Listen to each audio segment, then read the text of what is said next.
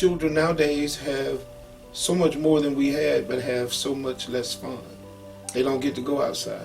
And you and your brother are strong men. And so that debunks the myth that I hear a lot of people saying a woman can't raise a man. Yeah, that's a lie. Yeah, that's a lie from the pit of hell. That may be somebody else's story, but it's definitely not mine. Yeah. And you can't change my story. I am who I am, being raised by one woman. No boyfriend around. I don't know if she had a boyfriend. But you never saw him. He wasn't around me. Uh-huh. And so it was just mom. No uncles. Nobody. Okay. It was just my mama. So, yeah, and I think I'm all right. Just the three of y'all. Just the three Four of of us. y'all. Yeah. God, my mom, and me and my brother. Yeah. And he's doing well. He's successful, and he's doing very well, and God has been great to me. Okay. So, yeah, that's a lie from the pit of hell. See there. So going from there to the military, tell us about your military experience. So, growing up in Chazita Gardens, which were called the projects back then, I didn't have any collegiate role models. Nobody went to college from where I was from. It was unheard of. Nobody in my family went to college. But there was a guy that graduated 2 years before I did in the neighborhood.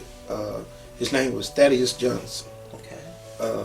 Shout out to Thad. He out there somewhere. And, Thad went into the Marine Corps 2 years before I did. And he always sent me pictures of him on the boat and him on the ship and him out doing training and all of these things. And I knew then that that's what I wanted to do. He was planting that seed. Yeah, you saw all the fun and because all the travel. What he was telling me is that you can make it out of here. And you can turn things around. And for me, I went into the Marine Corps for one reason. I wanted to help my mom. Okay. I just wanted to help my mom. It wasn't even all of the things that you could see or experience. No, I wanted to help my mom, and I needed to help her right now. Because my brother was coming out 2 years after me. He was a star quarterback. So I knew that his chance. I was pretty good in football. I did well, but my brother was a star quarterback. Okay. And I knew that he had an opportunity to go to college and play ball. And I knew my mom was going to need help right now, even with him being in high school. I just needed to help my mom. That is so unselfish of you as a teenager. Yeah, you took on that role as the man of the house. I love my mom. I love my mom. That's good. I love her. I don't know what I would do without my mom. Yeah. All right, I can't do this on camera, but I love we feel it. That lady. Yeah, I love my mom. She did everything. She did it, and so for me, when I went in the Marine Corps, we had what was called allotment checks. So every time I got paid, my mama got a check. I signed over papers when I first went in that would give her an allotment. They pulled it out of my check and it went straight to her.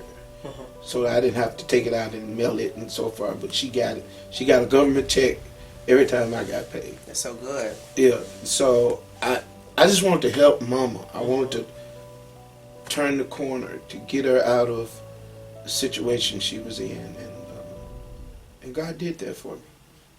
See, this is getting a glimpse of why you love so hard. Yeah. It's just in you. That would be a good description of who I am. I love hard. My family is built on love, and my kids. It's built on love. My wife and I have been able to develop a family on love. Good. We when you didn't get it growing up, you crave it. And I never wanted my children to be able to say, what I had to say, that my dad was absent. My kids will never be You absent. created a whole different story. Yeah, we love each other. We love now. Mm-hmm. My kids are grown. My boys are grown. Mm-hmm. Men with their own families and so forth. But we still say, I love you, Dad. Love you, son. Yeah. It's our family built on love. You were determined to make a family of what something that you didn't have. You didn't have that father present, so you were determined to be that good dad. Most definitely. Yeah. My son has no grand story, no grandfather stories. Right. My daughters, my sons, my daughters, they have no grandfather stories. But you're making some good granddaddy stories You now. better believe it. Because they love Pawpaw. You're talking about the apple of my eye. Now I can keep you here all day talking about my grandbabies. So Pawpaw. I got the most wonderful grandbabies on earth. Nothing, I don't care what kind of day I'm having. If I talk to one of my grandchildren, Yeah. my whole day changes. Yeah. Yeah, don't take this wrong, but I lived through them. Okay. Why you say that? Because all my thoughts, my dreams, my aspirations now Mm-hmm. are concerning what I leave for them. And you working hard. I'm still working hard. I'm working. I'm cracking. And Can you take a break, sir? after I know they're secure.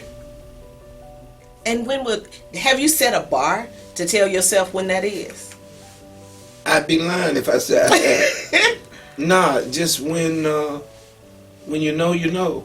Uh-huh. You know, when I know they don't have to worry about anything Mhm. for the rest of their life, Mhm. I rest. Not your kids, but your grandkids. No, my grandbabies. My kids gonna be all right. Mhm. They all well educated, all have degrees, all working great jobs. They're gonna be fine. They're good. There's something in the pot for them too. But my grandbabies, listen, Lee, I know our time is almost. Just you've been in the school, you've been in public schools. Mhm. My goal is that all my grandchildren go to private schools Okay. because I've seen the comparison, and it's nowhere close, Mhm. and that saddens me. It is. That saddens me. But we got to do something. That's why we're doing some things here to even the playing field, Mhm. so that our children can get the kind of education that they deserve. Not somebody just passing them through, but the opportunity to actually think and to use your brain and to be articulate and to be educated in a way that you can enter into any room and have conversations Yeah. properly. Mhm.